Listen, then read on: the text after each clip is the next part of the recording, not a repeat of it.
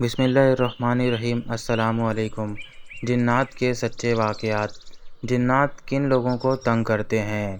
جعلی عاملوں نے اپنی دکانداریاں چمکانے کے لیے جنات کے ہاتھوں پہنچنے والے نقصانات کی فرضی داستانیں اور خوفناک قصے مشہور کر رکھے ہیں۔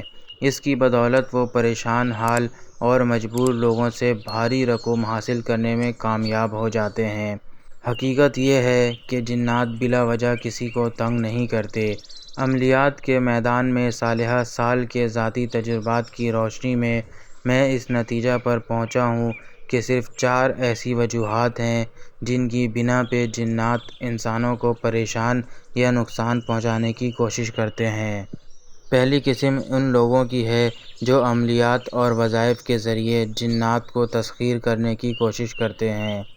اکثر ناتجربہ کاری کی بنا پر جب وہ عمل الٹ ہو جاتا ہے یا مکمل نہیں ہوتا تو جنات اس عامل پر حاوی ہو جاتے ہیں اور اس عامل کو مختلف طریقوں سے اذیت پہنچاتے ہیں۔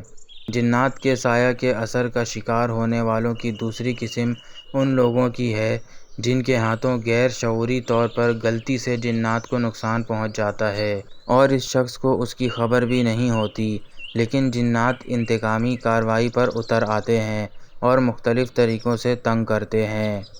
جنات کے سایہ کی تیسری قسم میں عامل حضرات تعویذات یا عملیات کے ذریعے کسی کو نقصان پہنچانے کی خاطر جنات کی ڈیوٹیاں لگا دیتے ہیں، تو جنات ہر طرح سے پریشان کرتے ہیں اور آسانی کے ساتھ پیچھا نہیں چھوڑتے۔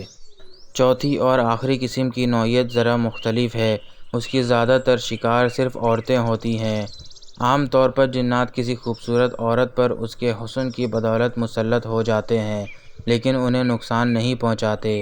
اگر انہیں نکالنے کی کوشش کی جائے تو سخت مزاحمت کرتے ہیں۔ پہلا واقعہ آج سے 25 سال پہلے کا واقعہ ہے کہ میرے گھر سے کچھ فاصلے پر آرمی کیمپنگ گراؤنڈ تھی۔ وہاں چونکہ آبادی کا نام و نشان نہیں تھا اس لیے بہت کم ہی لوگ اس راستے کو استعمال کرتے۔ ایک دن میں اپنے گھر کے نیچے خرات پر بیٹھا کام کر رہا تھا۔ ایک لڑکا جس کی عمر تقریباً 14 سال تھی زمین پر بے ہوشی کی حالت میں گرا ہوا تھا اور تھر تھر کانپ رہا تھا۔ اس کی ماں اس کے قریب بیٹھی رو رہی تھی اور اسے سمجھ نہیں آ رہی تھی کہ کیا کرے۔ بہت سے لوگ تماشا دیکھنے کے لیے ارد گرد اکٹھے ہو گئے۔ کوئی اسے جوتا سنگھا رہا تھا، شاید اسے مرگی کا دورہ پڑ گیا ہے، اور کوئی کچھ کہہ رہا تھا۔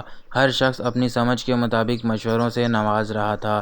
میں نے اپنے عملیات کے ذریعے وہ منظر دیکھ لیا جو وہاں موجود عام لوگوں کی نظر سے پوشیدہ تھا۔ ایک سکھ جن نے اس لڑکے کو دائیں ہاتھ کے انگوٹھے سے پکڑ رکھا تھا۔ اس اچانک تکلیف کے باعث لڑکا حواس باختہ ہو کر تڑپ رہا تھا۔ اسی دوران قریبی ہائی اسکول میں چھٹی ہو گئی اور تماشائیوں کی تعداد میں مزید اضافہ ہو گیا۔ میں نے تمام لوگوں کو سمجھا کر اس لڑکے سے 10-10 فٹ دور کر دیا۔ اس کے بعد میں اس سکھ جن سے مخاطب ہوا اور کہا، اس کمسن بچے کا کیا قصور ہے، اس کو چھوڑ دو۔ تو وہ کہنے لگا کہ میں یہاں درخت کے نیچے بیٹھا کھانا کھا رہا تھا تو اس لڑکے نے اس میں پیشاب کر دیا، اس لیے میں اسے سزا دے رہا ہوں۔ اس دوران میں نے اس کی منت سماجت بھی کی اور دھمکیاں بھی دیں لیکن وہ کسی صورت ماننے پر تیار نہ ہوا۔ اس کے بعد میں نے ایک لڑکے سے کاغذ اور پنسل لے کر ایک تعویذ لکھا اور اس کو دکھایا کہ میرے پاس تمہارا علاج موجود ہے، لیکن وہ بہت ڈھیٹ نکلا اور کہنے لگا آپ مجھے چاہے جلا دیں لیکن میں اس لڑکے کو نہیں چھوڑوں گا۔ اس وقت میرے پاس ایک ایسا علم تھا جس کو میں مشکل وقت میں آخری ہتھیار کے طور پر استعمال کیا کرتا تھا۔ یہ ایک ایسا وظیفہ تھا کہ کوئی طاقتور سے طاقتور جن بھی اس کے سامنے نہیں ٹھہرتا تھا۔ اس کا طریقہ یہ تھا کہ بغل میں ہاتھ رکھ کر وظیفہ دہرانا اور پھر ہاتھ پر پھونک مار کر ہاتھ جن کی طرف کر دینا۔ جب میں نے آخر میں یہ عمل دہرایا تو وہ ہاتھ جوڑنے لگا، بس بس، اور اس نے دوڑ لگا دی۔ میں نے 2 موکل اس کے پیچھے دوڑائے اور وہ اسے پکڑ کر لے آئے۔ پھر اس نے بہت معافیاں مانگی اور منت سماجت کی کہ پہلے وہ اس جگہ کو چھوڑنے پر تیار نہیں تھا، اب اس نے اپنا مقام تبدیل کرنے کی حامی بھر لی اور آئندہ کسی کو تنگ نہ کرنے کا وعدہ کیا۔ اس تمام منظر کو وہاں پر موجود بہت بڑے ہجوم نے دیکھا۔ اس کے بعد لڑکا ہوش میں آ گیا۔ میں نے اس کو ایک تعویذ لکھ کر دیا اور کہا کہ اسے گلے میں لٹکا لینا، آئندہ کبھی بھی کوئی جن تمہارے قریب نہیں آئے گا۔ اگر آپ کو یہ ویڈیو پسند آئی ہے تو لائک اور سبسکرائب ضرور کریں۔ شکریہ۔